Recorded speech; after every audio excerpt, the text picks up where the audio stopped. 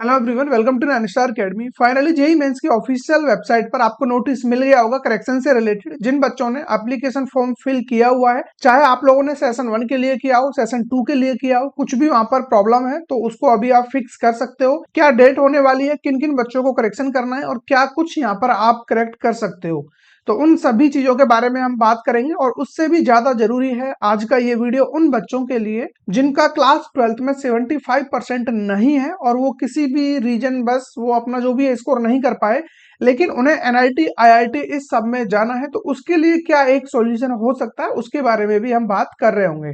तो फटाफट एक बार आप लोग ऑफिशियल वेबसाइट पर आइए। यहाँ अगर आप देखोगे सबसे टॉप पर जो नोटिस दिया हुआ है पब्लिक नोटिस में, correction in particulars of the joint entrance examination 2026 session 2 के लिए दिया हुआ है। इसमें नोटिस को एक बार हम पढ़ लेते हैं क्या कुछ दिया हुआ है। देखिए, अगर हम बात करें करेक्शन डेट की तो वो होने वाली है यहाँ पर 27 से 28 फरवरी। तो 2 दिन का टाइम आपके पास रहेगा यहाँ पर 27 और 28। ठीक है, इसके बीच में ही आप करेक्शन कर पाओगे। बाकी अगर हम बात करें लास्ट डेट की, जो कि ऑलरेडी आपको पता है एप्लीकेशन फॉर्म के लिए, वो है 25 फरवरी। तो 25 फरवरी तक आप रजिस्ट्रेशन कर पाओगे। अभी जो डेट है ऑलरेडी आपको पता है 21 आज हो चुकी है, तो आपके पास 4 दिन का और टाइम बचा हुआ है, जिसके अंदर जिन बच्चों ने अभी तक रजिस्ट्रेशन नहीं किया है तो आप रजिस्ट्रेशन कर सकते हो। एक चीज याद रखना, अगर आप लोगों ने सेशन फर्स्ट दिया है, जनवरी वाला फर्स्ट अटेम्प्ट आप लोगों ने दिया है, तो फिर आपको उसी एप्लीकेशन नंबर से ये वाला फॉर्म फिल करना होगा। अदरवाइज बाद में प्रॉब्लम होगी, आपका जो रिजल्ट है वो नहीं आएगा, इस बात को समझ लेना। जो फाइनल रिजल्ट आपको मिलने वाला है अप्रैल वाले सेशन के बाद, वो आपको नहीं मिलेगा अगर आप लोग यहाँ पर दोबारा से न्यू रजिस्ट्रेशन करके काम करते हो। क्योंकि क्लियरली यहाँ पर मेंशन किया हुआ है, एनटीए ने बोला हुआ है कि आपको सेम उसी एप्लीकेशन नंबर से रजिस्ट्रेशन करना होगा जिससे पहले आपने किया हुआ है। अब बात कर लेते हैं क्या कुछ आप यहाँ पर करेक्ट कर पाओगे क्या नहीं। तो उसके लिए आप थोड़ा सा नीचे आओगे, यहाँ सारी चीजें मेंशन की हुई हैं। तो पहला जो ये सेगमेंट आप देख रहे हो, यहाँ पर इन्होंने बताया हुआ है एग्जिस्टिंग कैंडिडेट। एग्जिस्टिंग मतलब जिन बच्चों ने फर्स्ट अटेम्प्ट दिया था, जो 31 अक्टूबर से 27 नवंबर तक जिसका एप्लीकेशन फॉर्म फिल किया गया था, और उसके बावजूद आप अब यहाँ पर 1 फरवरी से 25 फरवरी वाले में भी पार्टिसिपेट कर रहे हो, मतलब दोनों सेशन में आप पार्टिसिपेट कर रहे हो। तो उस कंडीशन में आप क्या क्या चीजें यहाँ पर एडिट और मॉडिफाई कर पाओगे वो एक बार आप देख लीजिए। आप अपना कोर्स चेंज कर सकते हो। कोर्स में आप जैसे अभी आपने बीटेक या बीआर डाला हुआ है, तो उसमें आप और भी एक्स्ट्रा एड ऑन करना चाहते हो, बी प्लानिंग और बी आर्क बीटेक बीई, इन सबको आप एड ऑन कर सकते हो। उसके अलावा यहाँ पर आप चेंज कर सकते हो मीडियम ऑफ क्वेश्चन पेपर। आपने जो भी यहाँ पर लैंग्वेज चूज की हुई है, इंग्लिश हिंदी, तो आप अपने अकॉर्डिंग यहाँ पर लैंग्वेज चूज कर सकते हो। एक चीज मैं आपको यहाँ पर हिंट दे देता हूँ, चाहे आप लोग इंग्लिश मीडियम से हो, जिस भी मीडियम से हो, आप कोई भी सब्जेक्ट चूज कर सकते हो, मतलब लैंग्वेज चूज कर सकते हो। तो अगर आप लोगों को इंग्लिश में किसी किसी क्वेश्चन में प्रॉब्लम्स आती हैं और आप चाहते हो कि मेरे पास एक और लैंग्वेज यहाँ पर होती, या आप ऐसा मान के चलो कि इंग्लिश में आपका जो भी कोर्स है और आप चाहते हो कि नहीं मेरे पास यहाँ पर हिंदी में भी पढ़ने को मिलता, तो उस कंडीशन में आपको अपनी लैंग्वेज हिंदी चूज करनी चाहिए, क्योंकि फिर इंग्लिश आपको वहां पर बाय डिफॉल्ट मिल जाएगी। लेकिन अगर आप ओनली इंग्लिश चूज करते हो तो फिर आपको बाय डिफॉल्ट कुछ नहीं मिलेगा, ओनली इंग्लिश ही आपके पास लैंग्वेज रहने वाली है। तो इस तरीके से आप डबल लैंग्वेज का बेनिफिट ले सकते हो। थर्ड पॉइंट होने वाला स्टेट कोड ऑफ एलिजिबिलिटी। ये सबसे इंपॉर्टेंट चीज है जिसकी मैं अभी बात कर रहा था।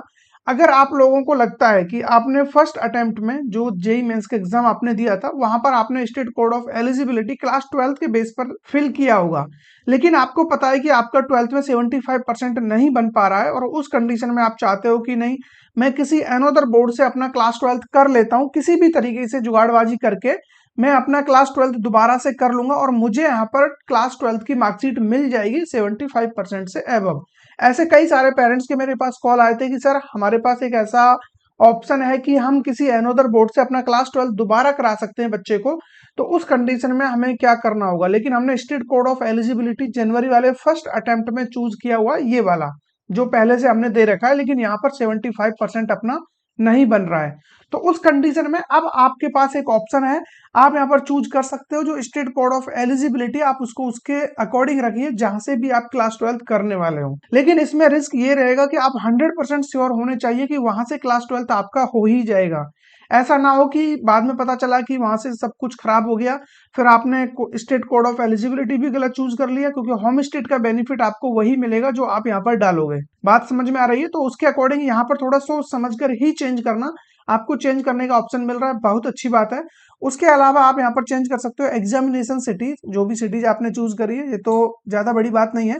एजुकेशनल क्वालिफिकेशन डिटेल्स ये आप चेंज कर सकते हो क्लास 10th एंड 12th, ठीक है। ये चेंज करने को आपको मिलेगा। अब क्लास 12th की डिटेल्स अगर आप जो यहाँ से आप अब करने जा रहे हो या फिर आपने बाद में वहां पर क्लास 12th के लिए अप्लाई किया है तो वो डिटेल्स आप यहाँ पर डाल सकते हो, कोई प्रॉब्लम नहीं है। तो इस तरीके से आपका जो स्टेट कोड ऑफ एलिजिबिलिटी वो एकदम सेफ साइड में आ जाएगा। जेंडर चूज कर सकते हो, कैटेगरी हो गया आपका, फी पेमेंट इसकी तो कोई जरूरत होगी नहीं आपको। आइडेंटिटी डिटेल्स में अगर आप लोगों ने आधार कार्ड के थ्रू अपना फॉर्म फिल नहीं किया था तो उस कंडीशन में फिर आपको आधार कार्ड की डिटेल्स डालने का भी ऑप्शन मिलेगा, तो वो भी आप मॉडिफाई कर सकते हो।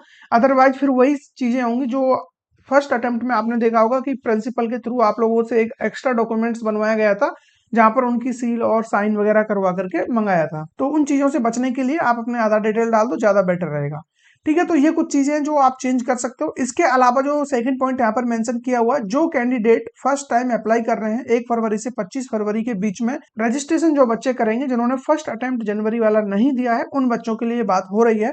तो यहाँ पर आप क्या क्या चीजें चेंज कर सकते हो। Candidate shall not be allowed to change, क्या चीजें चेंज नहीं हो सकती है पहले वो देख लो। मोबाइल नंबर, ईमेल एड्रेस, उसके अलावा आपका एड्रेस हो गया permanent and present address, emergency contact details और आपका लाइव फोटोग्राफ जो अपलोड हुआ है वो आप चेंज नहीं कर पाओगे, ठीक है। इसके अलावा यहाँ पर आप देखो candidate shall be allowed to change any one of the field.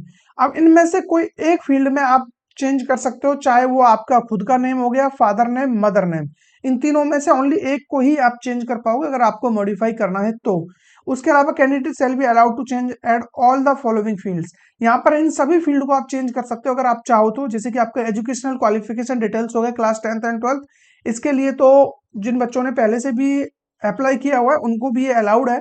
उसके अलावा स्टेट कोड ऑफ एलिजिबिलिटी आप भी चेंज कर सकते हो। जेंडर हो गया, कैटेगरी, सब कैटेगरी, सिग्नेचर, पेपर, ये सारी चीजें आप चेंज कर पाओगे, कोई प्रॉब्लम नहीं है। Candidate shall be allowed to change the following based on their permanent and present address, तो ये भी आप चेंज कर पा रहे हो। और यहाँ पर क्या क्या कर पाओगे, examination city selection, medium of examination. तो ओवरऑल काफी सारी चीजें हैं जिनमें आप अभी यहाँ पर चेंज कर सकते हो, जिनको एडिट कर सकते हो।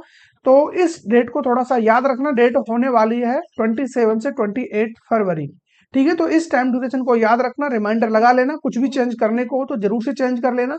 इसके अलावा बाकी चीजों में आप चेंज नहीं कर पाओगे, वैसे कुछ ज्यादा बचता भी नहीं है, यही आपकी जो भी है मेजर प्रॉब्लम्स हैं जिनका सॉल्यूशन आपको मिल जाएगा। बाकी इसके अलावा नेक्स्ट वीडियो किस टॉपिक पर चाहिए कमेंट बॉक्स में जरूर बताना। और अभी आने वाले टाइम पर काउंसलिंग से रिलेटेड, कॉलेज रिव्यू से रिलेटेड बहुत सारी वीडियोज आपको थ्रू आउट यहाँ पर मिलने वाली है, तो उसके लिए जरूरी क्या है, चैनल को सब्सक्राइब करना, ठीक है। तो फिर मिलेंगे ऐसे किसी इंटरेस्टिंग टॉपिक के साथ। Till then keep learning and keep exploring. Thank you.